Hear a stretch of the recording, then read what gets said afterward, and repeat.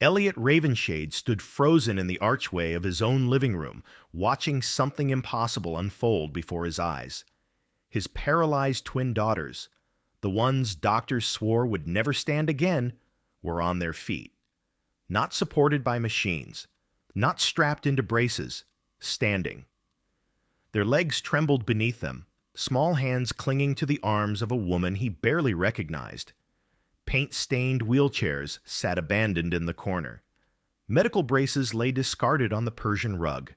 And silence, the kind that presses against your chest, the kind that comes before miracles or heartbreak, filled the room like held breath. Elliot didn't move, didn't speak, didn't even blink. His mind rejected what his eyes were seeing. This wasn't possible. This wasn't allowed. This wasn't how the story was supposed to go. But what stopped his heart wasn't the sight of their legs bearing weight. It was the light in their faces. Peace, hope, something he hadn't seen in 6 months. "Daddy!" Noelle's voice cracked as she laughed and cried at the same time, her blue eyes shining as if she was afraid the moment might vanish if she blinked. "Look, we're walking." Alara, always quieter, always braver in silence, took another step forward. Slow, careful. Her jaw was clenched with a determination no 6-year-old should have learned so early. She didn't say a word.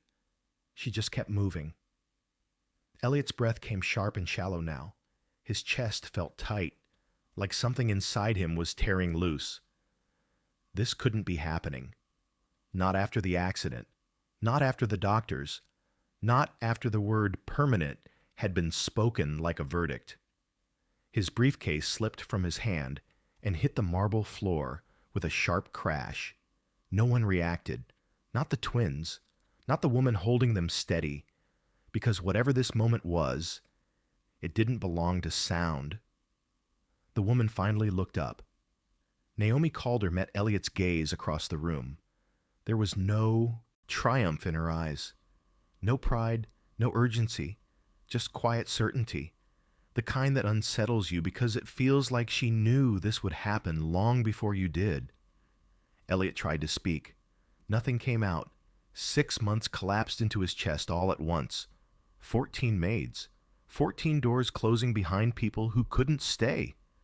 14 reminders that nothing in this house healed, only endured. And somewhere along the way, he had stopped believing too.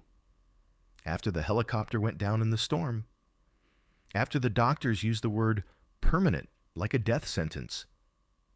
After Claire, God. After his wife died on the operating table while their daughters lay broken in the room next door. He had buried his faith with her, cleared the house of crosses, stopped praying, stopped hoping, worked until exhaustion so he wouldn't have to come home to the hollow shell his life had become. And his daughters. They had built walls of their own. Alara stopped speaking in full sentences. Noelle stopped smiling. Neither cried anymore. They just stared out windows from their wheelchairs, like they were waiting for a mother who would never come back. The maids couldn't handle it. The first tried to force therapy and left after Alara threw a book. The second drowned them in pity. The third lasted 4 days. By the 14th, Elliot had stopped learning their names. But somehow, the 15th woman stood in his living room, holding his daughters upright, and they were walking. "Naomi told us something, Daddy," Noelle said, her voice trembling with joy and fear all at once. "She said our legs aren't broken, just scared." Elliot's vision blurred. "She said God didn't forget us," Alara added quietly, finally lifting her eyes to his. "Even when we forgot him." That was when Elliot fell to his knees, not because his legs gave out, but because his heart finally did. The twins reached him, unsteady, imperfect, real, and collapsed into his arms. He held them the way he should have 6 months ago, like he was afraid they might disappear if he let go. "I'm sorry," he whispered into their hair, his voice breaking. I'm so sorry. Naomi stood back, hands folded, tears sliding silently down her face. She didn't interrupt, didn't explain, didn't claim the moment. She just watched a father and his daughters find each other again. And as Elliot finally looked up at her, one question burned through the fog of tears and disbelief. How? How had she reached them when no one else could? What had she done that 14 others had failed to do? Why, after all the resistance, all the silence, all the broken trust, had his daughters chosen to believe her? The answer, he would soon discover, wasn't found in her methods. It was found in her faith. And in the truth she whispered to his daughters every single day, healing doesn't always start where the doctors look. Sometimes it starts where the heart remembers how to hope. Before we continue with Elliot's journey and the secrets Naomi used to bring his daughters back to life, take a moment to support this story. Subscribe to this channel, like this video, and share it with someone who needs to be reminded that miracles still happen, even in the darkest places. And tell us in the comments, where in the world are you watching from? We'd love to know how far this story of faith and healing has traveled. 6 months had passed since the accident. 6 months of silence, sterile medical reports, and a parade of well-meaning strangers who promised to help but never stayed long enough to understand. Elliot had given up counting. 14 maids, 14 failures, each one arriving with confidence and leaving with excuses. When Naomi Calder rang the doorbell on a gray Tuesday morning, Elliot almost didn't answer. He stood in his study, staring at her through the security camera feed. She didn't look like the others. No tailored uniform. No portfolio of references clutched to her chest. Just a woman in a plain navy dress, hands folded in front of her, waiting with the kind of patience that made him uneasy. He buzzed her in. She stepped into the marble foyer without gasping at the chandeliers or gawking at the artwork. Her eyes swept the space once, taking it in, then settled on him with a calmness that felt almost intrusive. "Mr. Ravenshade," she said quietly, "I'm Naomi Calder. You're here about the position." His voice was flat. He didn't extend his hand. "Yes, sir." "You read the listing.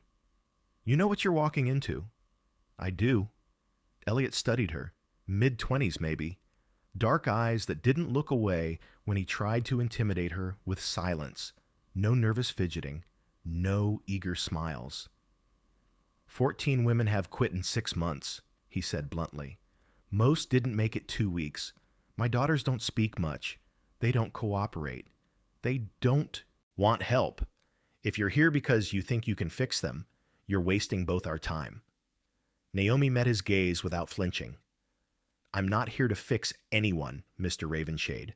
I'm here to care for them. Something in her tone made him pause. Not defiance, not naivety, just certainty. You won't last, he said, turning toward the stairs, but you can try. She followed him in silence. The twins' room was on the second floor, bright with morning light, but heavy with the kind of quiet that settles over places where hope has died. Elara sat in her wheelchair by the window, a book open in her lap, but her eyes staring past the pages. Noelle was across the room in her own chair, fingers tracing invisible patterns on the armrest, her gaze fixed on nothing. Neither looked up when Elliot entered. "Girls," he said, his voice careful. "This is Miss Calder. She'll be—" "We know," Elara interrupted, still not looking at him. "Another one." Elliot's jaw tightened. He glanced at Naomi, waiting for the usual reaction: shock, pity, awkward attempts at cheerfulness. But Naomi just nodded slowly, as if Elara had said something perfectly reasonable. "You're right," she said quietly. "I am another one." That made Elara's eyes flick toward her. Noelle's fingers stopped moving. "But I'm not in a hurry," Naomi continued. "So if it's all right with you both, I'd like to stay a while. just to see if maybe we can figure this out together. Alara's expression hardened. There's nothing to figure out. We can't walk. We won't walk. The doctor said so. I heard that, Naomi said. She moved closer, slowly, deliberately, and then did something none of the others had done. She knelt, right there on the carpet, lowering herself until she was at their eye level. But I also heard, she said gently, that you used to love dancing. Noelle's breath hitched. Alara's book slipped an inch in her hands. Elliot stiffened. He'd never told the maids that, never mentioned it. How did you... he started, but Naomi raised a hand slightly, her focus still on the girls. I just wondered, she said, if maybe your legs remember that, even if the rest of you is too scared to try. Silence filled the room. Then Alara spoke, her voice cold. You should leave now. Naomi didn't move. May I ask why? Because you're going to try to make us hope, and then you'll leave like all the others, and it'll hurt worse. Noelle's eyes filled with tears, but she blinked them back hard. Naomi looked at them both for a long moment. Then she nodded. That's fair, she said quietly. I can't promise I won't leave someday, but I can promise I won't lie to you, and I won't try to force you into anything your heart isn't ready for. She stood slowly. If you don't want me here, I'll go. But if you're willing to, let me stay, even just for today. I'd like to try. Alara stared at her, searching for the crack, the false kindness, the hidden agenda. She found nothing. Fine, Alara muttered, turning back to the window. Stay. We don't care. Naomi smiled faintly. Thank you. Elliot watched the exchange with growing unease. Something about this woman unsettled him, not in a dangerous way, in a way that made him feel like she could see straight through the walls he'd built. I'll leave you to it, he said curtly, already turning toward the door. He didn't look back. The first week was silent.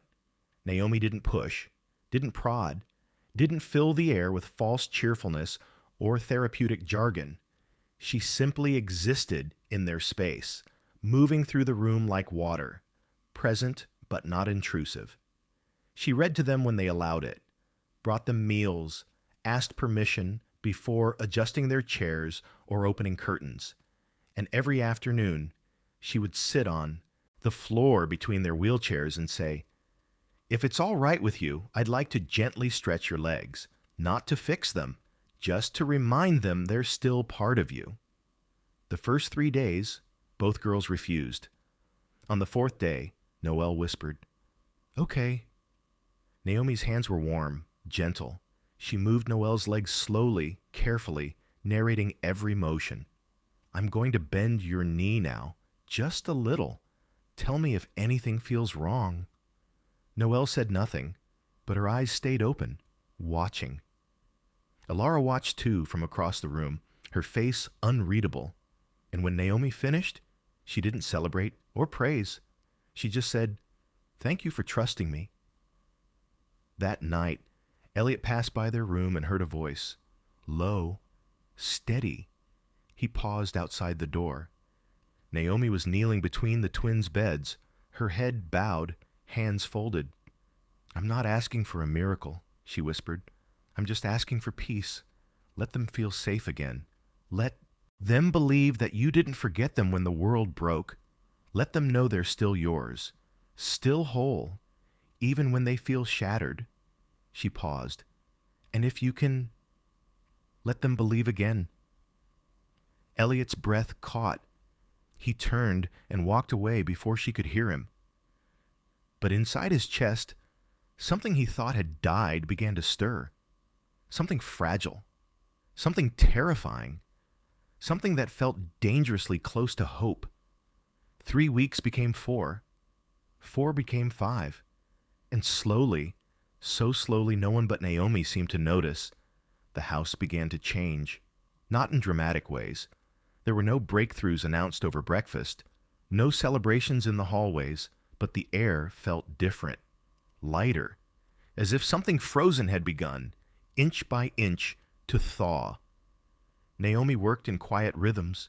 Every morning she would kneel beside Noelle's wheelchair and say, "Let's wake up your legs." Her hands would guide gentle movements, ankle rotations, knee bends, the smallest flexing of muscles that had been still for too long. "Does this hurt?" she'd ask. "No," Noelle would whisper. "Good. Then we'll do 5 more." With Alara, it was different. Alara didn't trust easily. She watched Naomi like a scientist observing an experiment, waiting for the hypothesis to fail. But Naomi never failed her by promising too much. "I'm not asking you to walk today," she'd say. "I'm just asking you to let your body remember what it used to know." Alara would narrow her eyes. "The doctor said, I know what the doctor said, but doctors measure what is. I'm interested in what could be." It was the kind of answer that didn't sit well with logic, but something about it planted itself in Alara's chest anyway. So she let Naomi guide her legs through micro movements, tiny shifts in weight, muscle engagement so small it barely registered, no announcements, no applause, just quiet, persistent work. By the 6th week, something shifted. Noelle tried to lift her foot during a stretch and succeeded. Just an inch, maybe less, but it moved. Her eyes went wide. "Did you see that?" Naomi smiled, calm as ever. "I did. Beautiful. Let's try again." The second attempt failed. Noelle's face crumpled, tears spilling over before she could stop them. "I can't," she choked out. "I can't do it again." Naomi cupped her small face gently. "Sweetheart, listen to me. Trying is already movement. You just told your leg to move and it listened.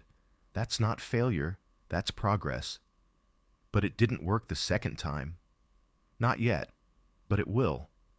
Naomi's voice was steady as stone. "Your body is remembering. It just needs time."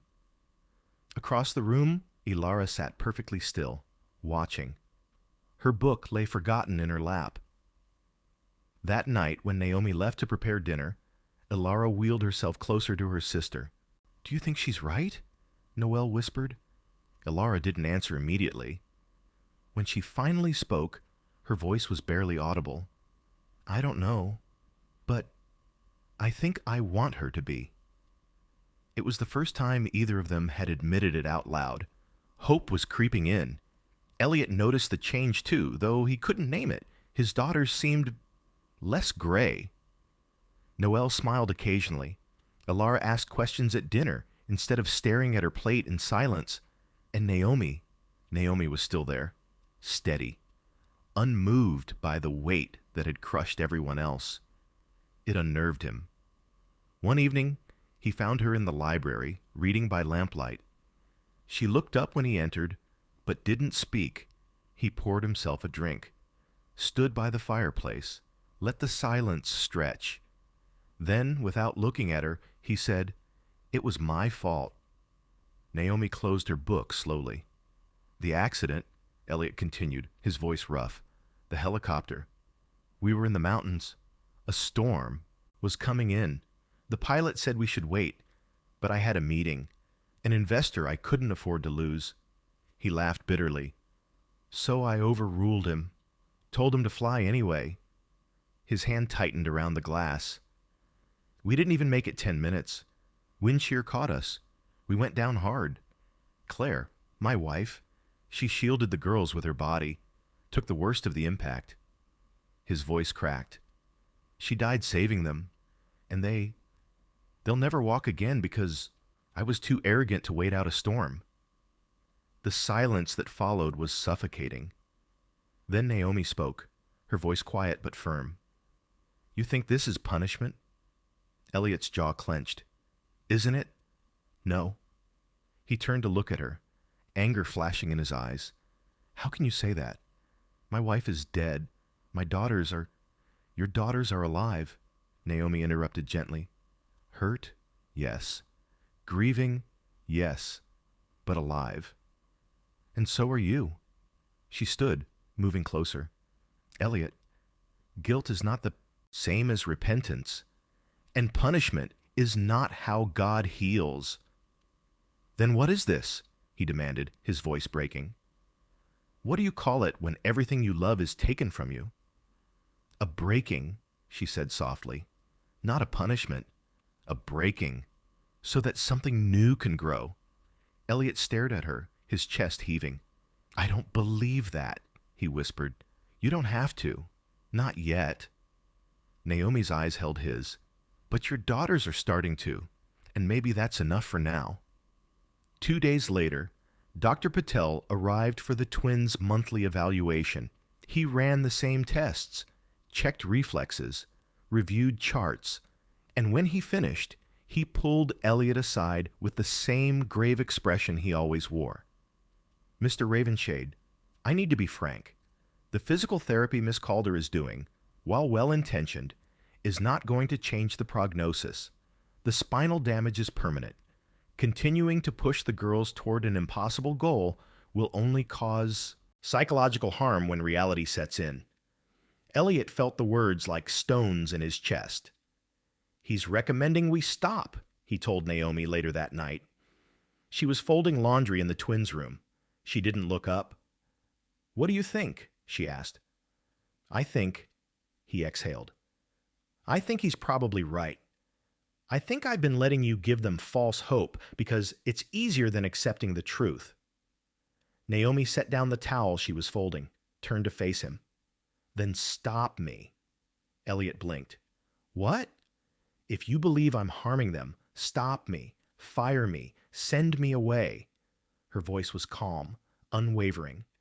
But if there's even a chance, even the smallest possibility, that what I see in them is real, then let me keep believing, even if you can't. Elliot stared at her.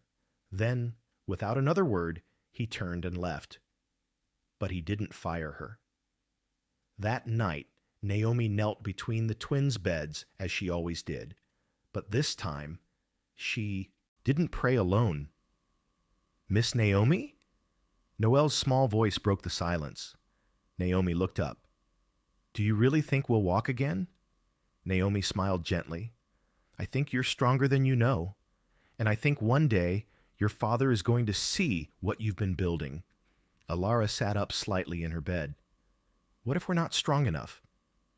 Then we'll keep building until you are.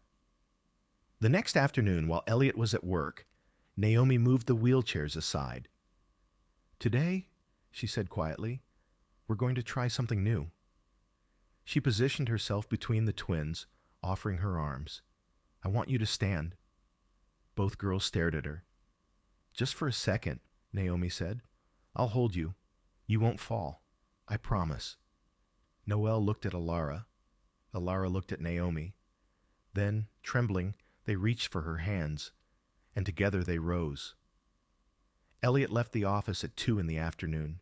He told his assistant it was a headache, told his business partner the deal could wait. But the truth was simpler and more complicated than either excuse. He couldn't stop thinking about his daughters, about the way Noelle had smiled at breakfast, about the way Ilara had asked him, casually, what his favorite color was. Small things, normal things, things that hadn't happened in 6 months, things that made him wonder if maybe, just maybe, Naomi Calder wasn't like the others after all. He drove home through quiet streets, his mind elsewhere, his hands tight on the wheel. When he pushed open the front door, the house was silent. Not the oppressive silence he'd grown used to. Something different. Expectant. He set his briefcase down carefully, listening. Then he heard it. A voice. Naomi's voice. Calm and steady, coming from the living room. That's it, sweetheart. One more. You've got this. Elliot moved toward the sound, his heartbeat quickening. And then he stepped into the archway and froze. His paralyzed daughters were standing, not braced against a table, not suspended in a harness, standing on their own 2 feet, trembling but upright, their small hands gripping Naomi's arms. The wheelchair sat abandoned near the window. Medical braces lay discarded on the Persian rug, and Alara, His serious, skeptical, broken-hearted Alara lifted her right foot and took a step forward. Time stopped. The air itself seemed to hold its breath. Noelle watched her sister, eyes wide, then looked up at Naomi. "Can I try?" "Of course you can," Naomi whispered, and Noelle stepped too. The world tilted.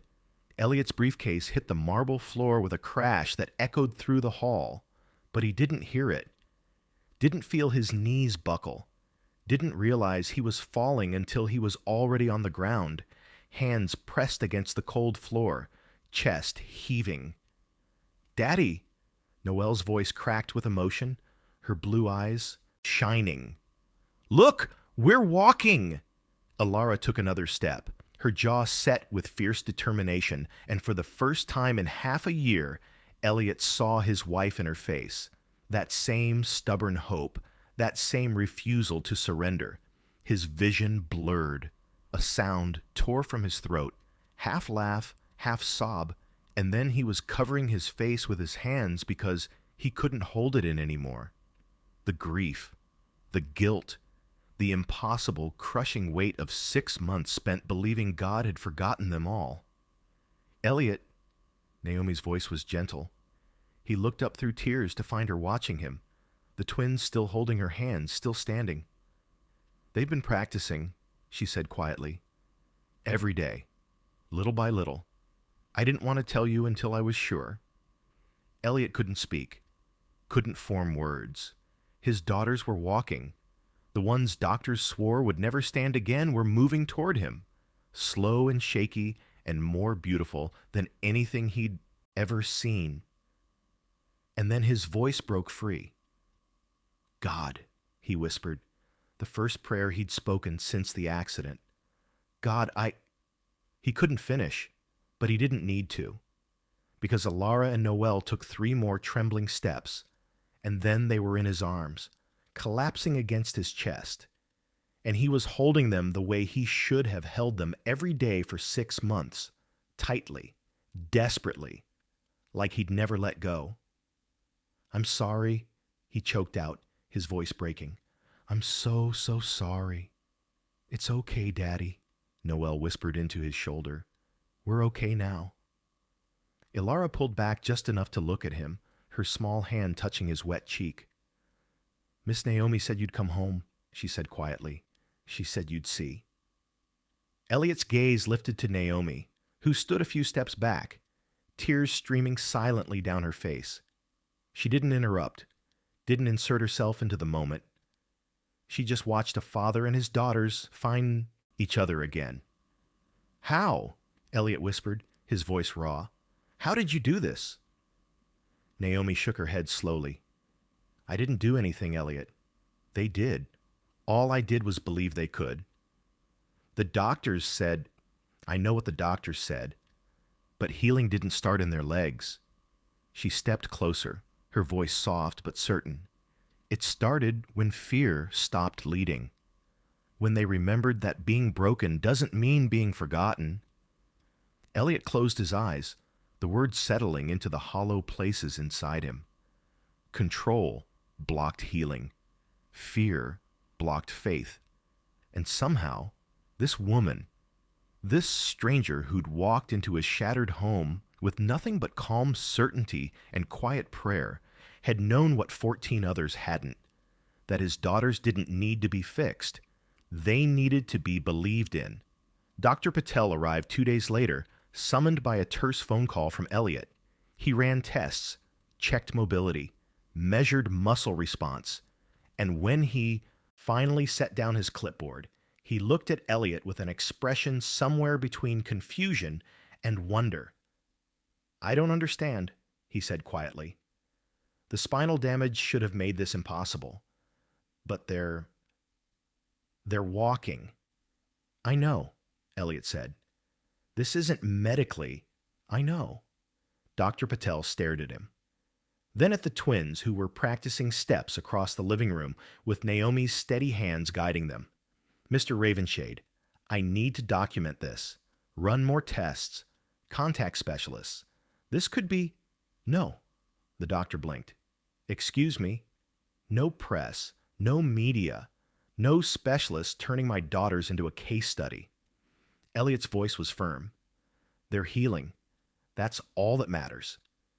Dr. Patel opened his mouth to argue, then closed it, nodded slowly. Understood. The mansion changed after that. Sound returned. Laughter echoed in hallways that had been silent for too long. The twins, footsteps, uneven, hesitant, but real, became the heartbeat of the house. Elliot stopped working late, started coming home for dinner, started reading to his daughters before bed, something he hadn't done since before the accident. And one evening, as Naomi prepared to leave for the night, he stopped her in the foyer. Naomi. She turned, her coat already on. He struggled to find the words, settled on the only ones that felt true. You didn't come here to be a maid, did you? She smiled faintly. No. I came because I was supposed to. I don't know how to thank you. You don't need to thank me, Elliot. Just keep believing in them. The way they're learning to believe in themselves again. He nodded, throat tight. Then Noelle's voice called from upstairs. Miss Naomi, come see. I took 6 steps without holding on. Naomi laughed, the sound warm and bright. Coming! But before she could move, Ilara appeared at the top of the stairs, gripping the railing. Daddy, she said quietly, Miss Naomi told us something. A long time ago. Elliot looked up at his daughter. What did she tell you? Ilara's eyes were steady, clear. She said God didn't forget us, even when we forgot him. The words hit him like a wave. He watched his daughters, standing, walking, hoping, and felt something inside him break open completely. Not with grief this time, with gratitude. That night, after Naomi had gone and the twins were asleep, Elliot stood at the window of his study, looking out at the darkened grounds, and for the first time in 6 months, he whispered into the silence, I see you again. The house didn't answer, but somewhere deep in his chest, beneath the guilt and the grief and the fear, something answered back. Peace. Thanks for watching, and make sure to subscribe so you don't miss our daily uploads.